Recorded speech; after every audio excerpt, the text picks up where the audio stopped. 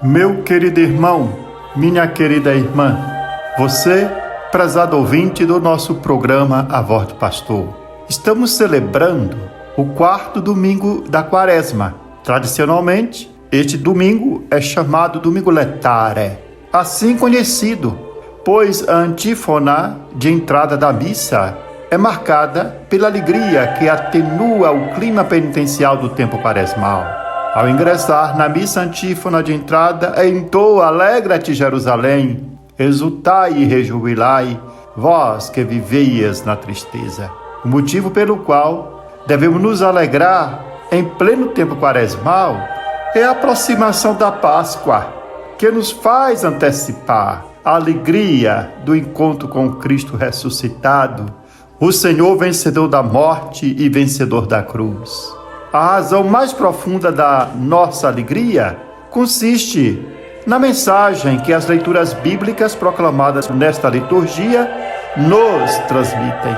As leituras bíblicas recordam que, apesar da nossa indignidade, apesar da nossa miséria, do nosso pecado, nós somos infinitamente amados por Deus. Nós somos destinatários da misericórdia divina. Deus nos ama de forma incondicional e envolve-nos com a sua ternura sem limites. Esta mensagem sobressai na primeira leitura, retirada do segundo livro das Crônicas, o capítulo 36, o versículo de 14 a 16 e 19 a 23. É uma mensagem de esperança, dirigida ao povo eleito, ao povo de Deus que estava exilado na Babilônia, longe do seu país. É um convite que o Senhor faz para regressar a Jerusalém. O tempo do exílio começa a chegar ao fim.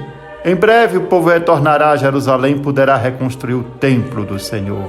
Nesta passagem, o autor sagrado propõe uma interpretação de forma breve, mas muito significativa, da história do povo eleito, do povo de Israel, que havia experimentado a provação, a punição de Deus, como consequência do seu comportamento rebelde, devido ao fato de Israel ter se distanciado da aliança celebrada no Monte Sinai. Conheceu a destruição, a desgraça, o caos. Jerusalém foi invadida, o templo foi destruído, o povo perdeu a sua terra e foi exilado para a Babilônia.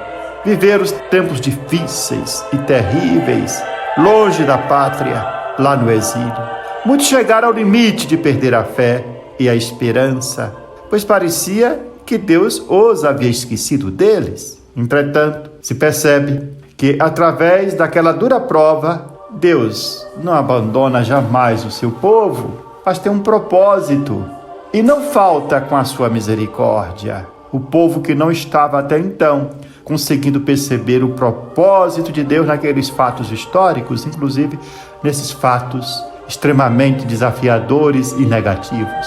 A destruição da cidade santa e do templo, o exílio para a Babilônia, tocou profundamente o coração do povo de Deus. Esse é o bem que pôde retirar daquele mal. E muitos voltaram para o Senhor seu Deus e reconheceram os próprios pecados, assim também como puderam reconhecer o Deus libertador que os havia tirado da escravidão do Egito como seu próprio Deus. Dessa forma, o Senhor, demonstrando a primazia absoluta da sua iniciativa amorosa sobre qualquer esforço humano, mais tarde vai servir de um pagão, Ciro, rei da Pérsia, para libertar Israel e pôr fim ao exílio na Babilônia, ao cativeiro na Babilônia.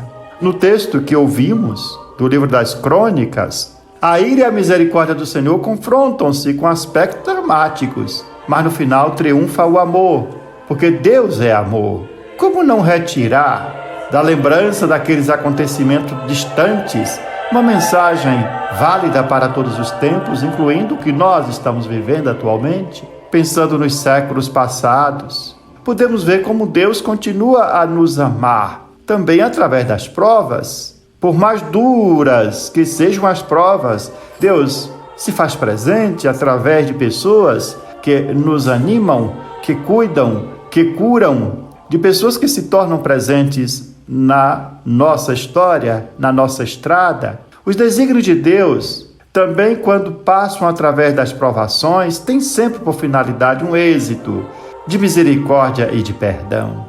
Por isso, diante dos fatos, pelos mais dramáticos que possam ser, diante dos acontecimentos que colocam à prova a nossa fé e esperança, devemos sempre confiar, porque Deus tem um propósito e não nos esquece jamais. Foi o que nos confirmou na segunda leitura o apóstolo Paulo, ao ressaltar que Deus, rico em misericórdia, pelo amor imenso com que nos amou, de forma particular nós que estávamos mortos pelas nossas faltas, deu-nos a vida em Cristo.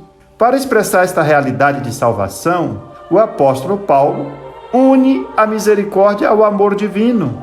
E esta mensagem vem claramente expressa no Evangelho, que é proclamado na liturgia de hoje. O Evangelho segundo São João nos fala: Deus amou tanto o mundo que entregou seu Filho unigênito para que todo homem que acredita nele não pereça, mas tenha a vida eterna.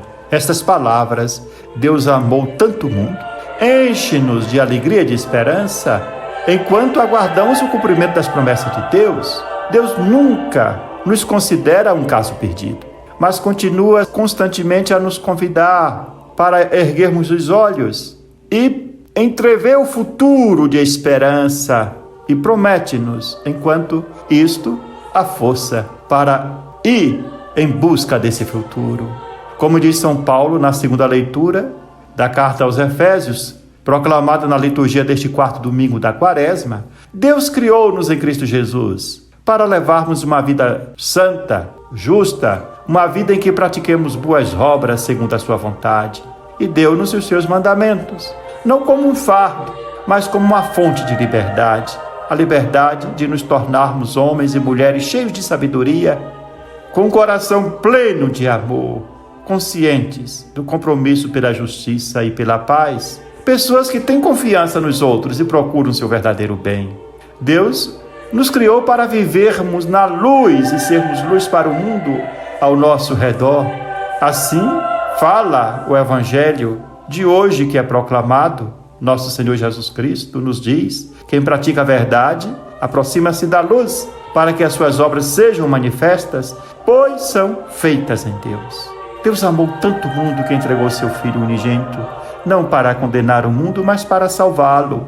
A oferta de salvação que Deus nos faz em seu Filho unigênito teve um desfecho dramático, a cruz.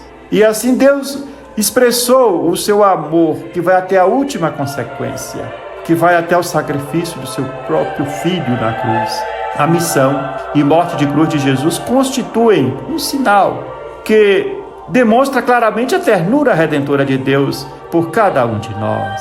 Por isso, de modo particular, neste tempo quaresmal, no centro de nossa meditação está a cruz de Cristo. Nela nós contemplamos a glória do Senhor, que resplandece no corpo martirizado do Senhor crucificado. Jesus sabe que a cruz é o ápice da sua missão, pois, com efeito, a sua cruz exprime o auge do seu amor, que nos concede a salvação. É o próprio Cristo que nos diz no Evangelho: assim como Moisés ergueu a serpente no deserto, igualmente também é necessário que o Filho do Homem seja elevado, a fim de que todo aquele que nele crê tenha a vida eterna. A referência a este episódio em que, durante o êxodo do Egito, a saída do Egito, os judeus foram atacados por serpentes venenosas e muitos morreram, nos faz sempre experimentar o amor misericordioso de Deus. Lá no deserto, Deus não deixou o seu povo abandonado e ordenou que Moisés, diante de uma grande peste, fizesse uma serpente de bronze e que a pusesse sobre um poste. E se alguém fosse mordido pelas serpentes, olhando para a serpente de bronze, ficava curado.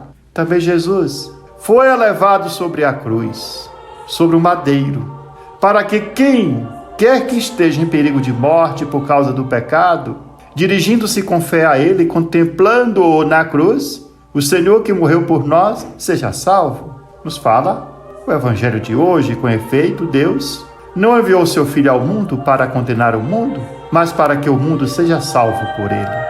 A cruz, a doação de si mesmo por parte do Filho de Deus, é, em última instância, o sinal por excelência que nos foi dado por Deus para compreender a verdade do homem e a verdade a respeito do próprio mistério de Deus. Todos nós fomos criados e remidos por um Deus que por amor imolou seu único filho por nós. Na cruz, Deus rebaixa-se ao extremo, a fim de elevar o homem de sua condição pecadora e salvá-lo na radicalidade do seu amor. E nessa doação total de si, sobressai a grandeza e o amor de Deus por nós, a glória do crucificado, que cada cristão está chamado a viver e a testemunhar com a sua existência.